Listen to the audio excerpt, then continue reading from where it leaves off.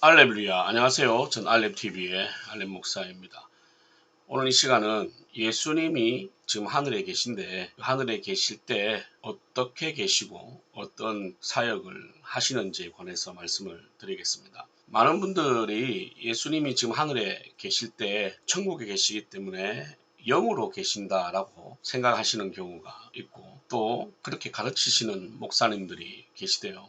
근데 예수님은 지금 영으로 계신 게 아닙니다. 예수님이 영으로 계시면 사실 큰일 나요.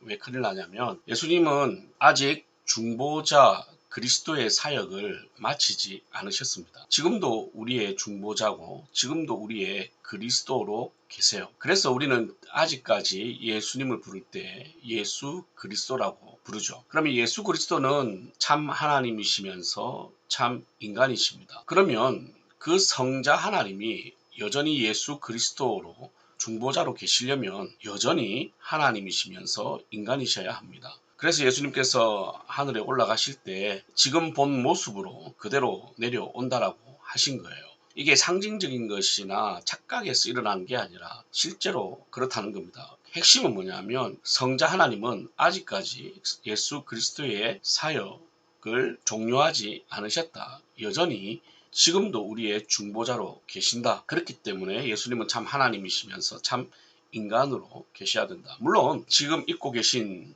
육신은 부활체죠. 부활체이기 때문에 천국에 계실 수가 있는 겁니다. 그럼 이런 경우 우리의 신앙 고백은 어떻게 이야기를 하느냐?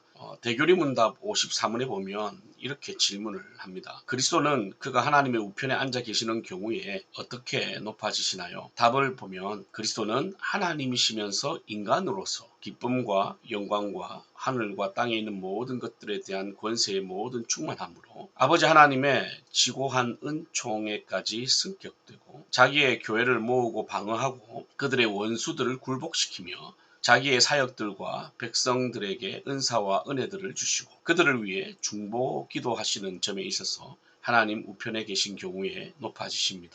라고 되어 있어요. 자, 그러면 우선 기본적으로 예수님은 하나님의 우편에서 어떻게 계시냐? 하나님이시면서 인간으로서 계시다는 거죠.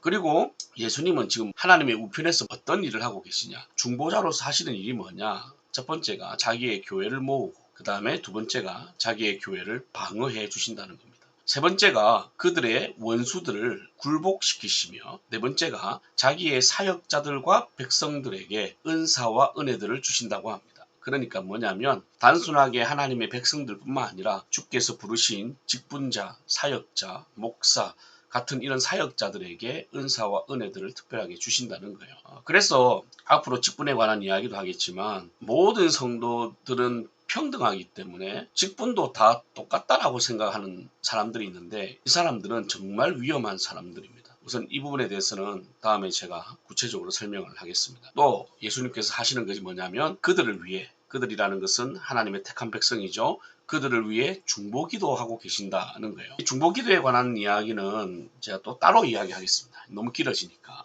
오늘의 핵심은 뭐냐면 예수님은 지금 하나님의 우편에 앉아 계시면서 어떤 상태로 어떤 일을 하시느냐 어떤 사역을 하시느냐에 관해서는 앞서 이야기를 했고 가장 중요한 것은 영으로 계신 게 아니다. 절대 영으로 계시지 않습니다.